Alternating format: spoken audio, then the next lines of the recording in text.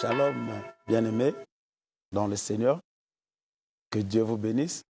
Qu'Adonai nous accompagne à travers son Esprit Saint au nom de Jésus-Christ. Amen. Alors, nous sommes dans la continuité de notre thème, l'homme et sa destinée prophétique. Et le sous-thème qui nous conduit nous parle comment réussir cette destinée prophétique. Alors, bien-aimés, nous avons dit ceci. Nous allons nous appuyer dans le livre de 1 Corinthiens chapitre 2, le 9e verset. Alors, qu'est-ce qu'une destinée prophétique? Nous avons dit que c'est l'annonce par le Seigneur d'un programme de notre vie pour chacun.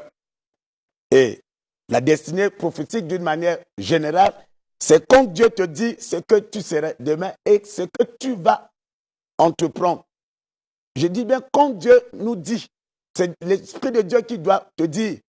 Parce qu'il y a des moments où le python peut s'exprimer, il y a le moment où c'est un esprit de sirène qui peut s'exprimer à travers une prophétie, ou bien un autre esprit qui se cache. Nous avons vu où on évoque un mort et pour prédire l'avenir, on appelle ça la nécromancie. Et il y a des moments où on est en train de faire la lecture de pommes de main pour prédire l'avenir. C'est ce qu'on appelle la chiromancie. Ça n'a rien à voir avec la prophétie, réellement parlant. Et il y a des moments où nous avons ce qu'on appelle l'hydromancie, où quelqu'un a une cuvette d'eau et il voit des gens et il est en train de vous prédire. Alors, ça n'a rien à voir avec le domaine prophétique, réellement parlant. Et je dis, quand Dieu te dit ce que tu vas faire et ce que tu vas entreprendre. Alors, bien aimé, nous avons eu à aborder plusieurs points pour réussir sa destinée prophétique. Nous sommes appelés à obéir aux prescriptions de son appel. Alors, nous allons d'abord lire notre texte de ce matin. Je disais que nous sommes dans 1 Corinthiens chapitre 2, le 9e verset. Nous lisons la parole de Dieu au nom de Jésus-Christ Nazareth. Mais comme il est écrit, ce sont des choses que l'œil n'a point vues, que l'oreille n'a point entendues et qui ne sont point montées au cœur de l'homme. Des choses que Dieu a préparées pour ceux qui aiment. Bien-aimés, la Bible nous parle de l'apôtre Paul. On nous dit que ce sont les choses que l'œil n'a point vues, que l'oreille n'a point entendues. Paul a vu cette lumière qui lui est apparue sur la route de Damas. Il a entendu une instruction. Va dans cette ville, on te dira ce que tu vas faire. Et Paul a été touché et il est allé, il a rencontré un certain Ananias qui lui a dit ce qu'il doit faire. Mais en entendant cette voix, en voyant, mais comment Paul a reçu? Parce qu'il a dit que j'ai combattu le bon combat, j'ai achevé ma course et j'ai gardé la foi. Il a achevé sa course, bien-aimé. Mais comment reçu comme Paul a reçu? Nous avons dit ceci, il faut obéir aux prescriptions de ton appel. Dieu lui a dit, va dans cette ville, on te dira ce que tu vas faire. Et il a été envoyé vers Ananias. Paul n'est pas allé vers Jacques. Paul n'est pas allé vers Esaïe. Paul n'est pas allé quelque part, mais il a respecté, il a obéi ce que Dieu lui a dit. Et tu comprends pourquoi ton échec. Donc, recevoir l'appel n'est pas synonyme de reçu. On peut recevoir l'appel, mais le navire peut couler après. Donc, le premier point, il faut obéir à la prescription de ton appel. 2, il faut croire à cet appel. Et nous avons abordé cela. 3, il faut attendre le temps de Dieu. Quand Dieu appelait Paul, il a entendu la voix. Il y a eu un temps écoulé, le temps de rencontrer Ananias. Le temps qu'Ananias puisse lui faire signifier ce qu'il va faire. Le temps de comprendre il est rentré. Donc, il y a eu un temps. Alors, bien aimé, nous avons parlé, il faut lutter pour aller juste atteindre ses objectifs. Moïse a lutté pour sa destinée prophétique de libérateur. Et beaucoup, ceux qui ont reçu, Joseph a reçu, parce qu'il a lutté avec la femme de Potiphar.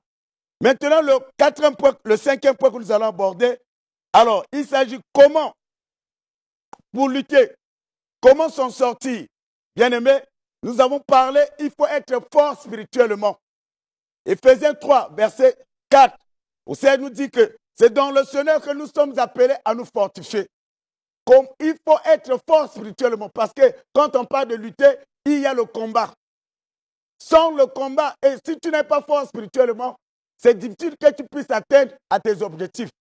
Bien-aimé, la Bible dit que si Jésus-Christ avait résisté aux propositions de l'ennemi, le serpent, parce qu'il était fort spirituellement, il sortait de 40 jours de jeûne, 40 jours et de 40 nuits de jeûne, et quand le diable lui a proposé le royaume et sa gloire, Jésus-Christ a dit non.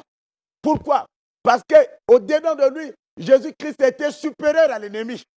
Aussi longtemps que spirituellement, tu es faible, il est difficile, Père bien-aimé, que tu puisses atteindre à tes objectifs.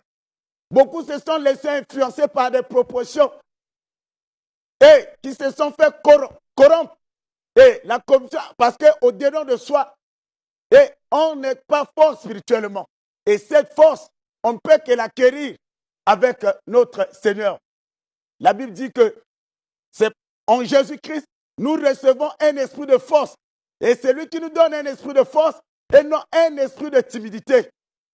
Bien-aimés, nous comprenons que beaucoup n'ont pas pu atteindre leur objectif parce que, étant faibles spirituellement, et c'est difficile d'accomplir et de faire la volonté de Dieu, d'accomplir cette volonté parfaite.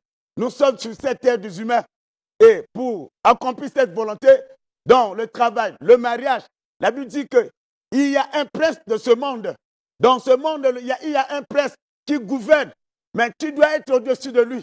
C'est là où Jésus va dire que personne ne peut rentrer dans la maison d'un homme fort. Pied ce qui lui appartient sans le dominer, sans le lier. Alors, donc pour accomplir cette volonté parfaite, le plan de Dieu, tu dois être au-dessus de l'ennemi.